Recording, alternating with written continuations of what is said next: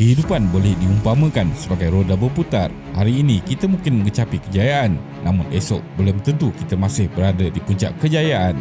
Perkara yang sama jugalah yang terjadi kepada para jutawan ini ataupun billionaire, di mana mereka mengumpulkan harta untuk bertahun-tahun lamanya tetapi menjadi miskin dalam hanya sekelip mata. Sebagaimana sukar untuk memperolehinya, mengekalkan status billionaire juga bukanlah sesuatu yang mudah.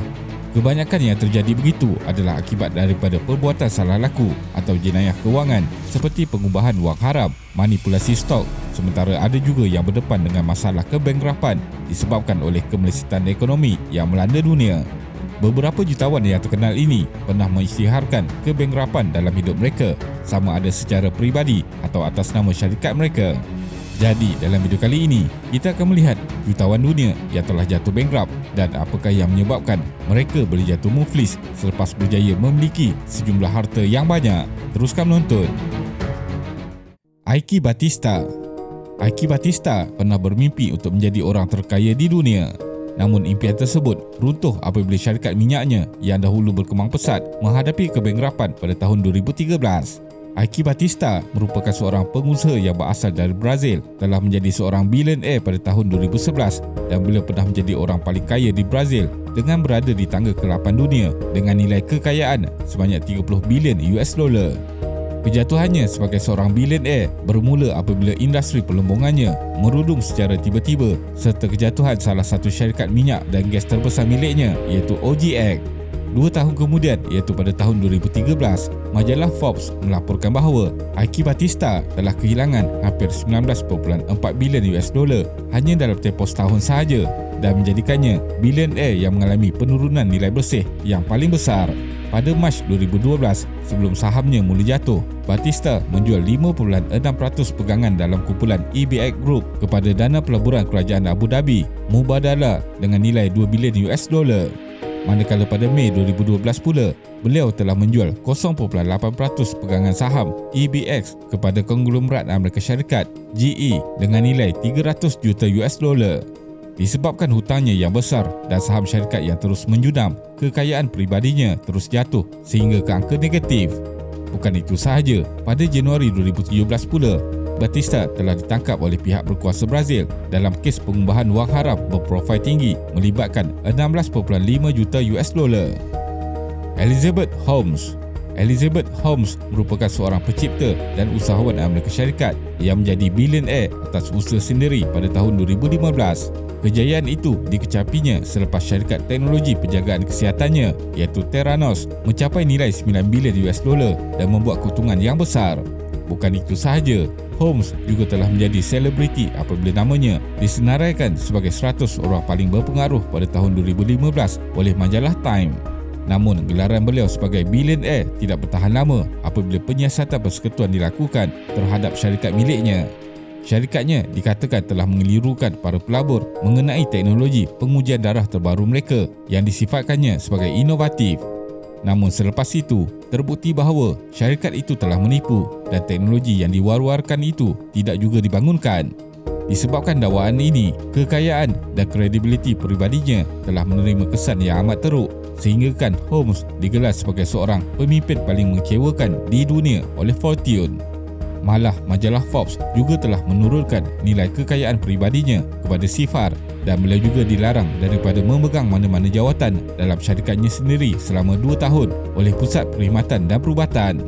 Holmes kini sedang menunggu hukuman dan berdepan hukuman penjara sehingga 20 tahun atas kesalahan penipuannya.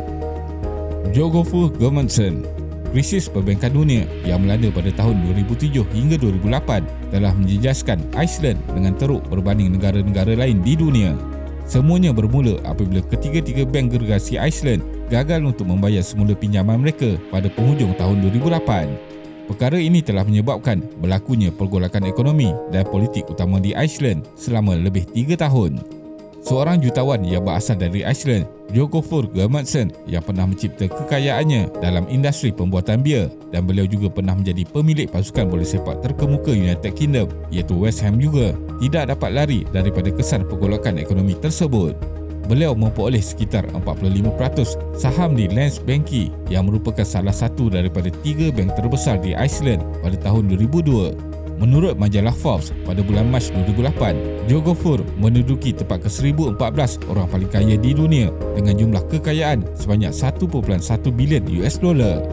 Pada Disember tahun yang sama, Forbes menilai semula nilai kekayaannya kepada $0 dan pada 31 Julai 2009, beliau diisytiharkan muflis oleh Mahkamah Iceland dengan hutang hampir 759 juta US dollar.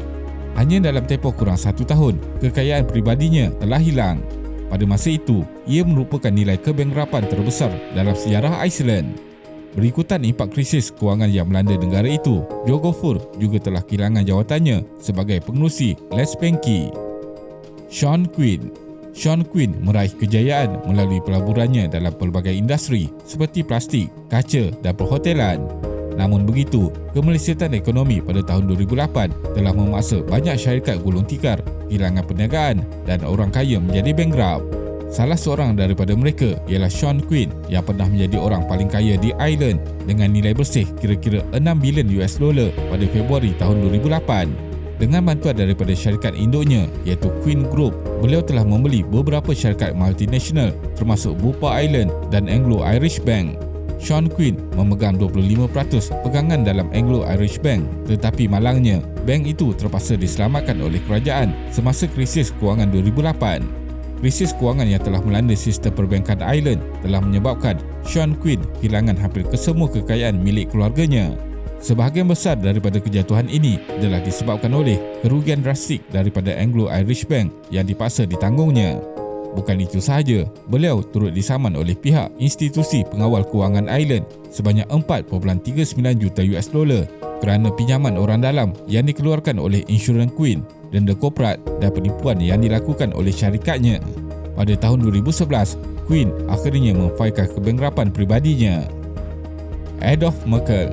Suatu ketika dahulu, Adolf Merkel pernah tersenarai sebagai antara orang paling kaya di Jerman dengan anggaran kekayaan peribadi sekitar 9.2 bilion US dollar dan pernah dinobatkan di tempat ke-94 dunia pada tahun 2008 oleh majalah Forbes.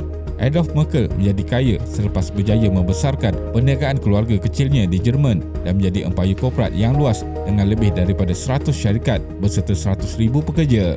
Malangnya, beliau juga tidak ketinggalan di kalangan bilioner yang terkesan teruk akibat daripada krisis kewangan yang melanda dunia pada tahun 2008.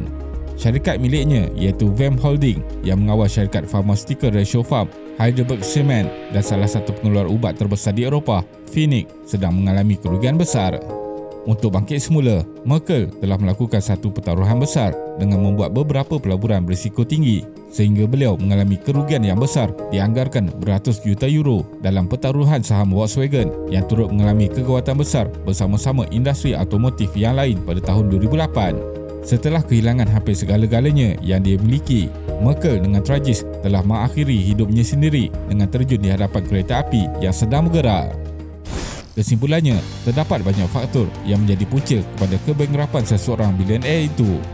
Kemerosotan ekonomi, pelaburan yang buruk, kes penipuan dan jenayah kewangan yang besar telah memberi impak yang signifikan kepada kejayaan yang mereka miliki. Walaupun beberapa daripada mereka berjaya pulih dan kembali menjadi tokoh terkemuka, namun ada juga yang gagal menerima kejatuhan sehingga mengambil nyawa mereka sendiri. Terima kasih kerana menonton dan jangan lupa subscribe. Jumpa lagi.